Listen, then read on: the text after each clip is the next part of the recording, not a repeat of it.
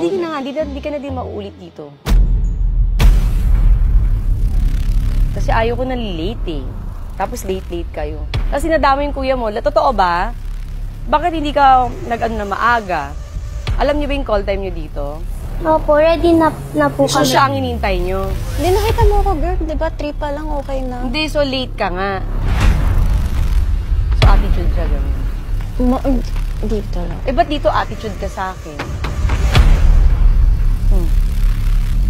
Ba't ka na late? Pinaghintay mo. Alam mo, walang nagpapahintay sa akin dito. Tapos ikaw late ka. Sorry. Kasi ito lang handa mo sa akin, crab lang.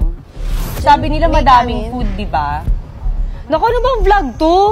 Kakaloka, ano puchi-puchi, ano ba to? Pau. Sorry. Akala rin talaga namin mukbang. Kaya nga, ba't ganito lang? Tapos late pa siya. Ayokong tuwag na ito palabas, ha? Naiirita ako. Opo. Diba? Kahit di mo promote yung rewind, wag na lang. Ha? Opo. O ba't naiiyak ka? Hindi ako. Nakakainis pa. Gawin mo magandang setup nito kasi nag-effort ako. Pumunta ako sa mall, di ba? Ang dami kong kailangan asikasuhin. Kasi naman yan, paulan na. Jeff, cut mo na.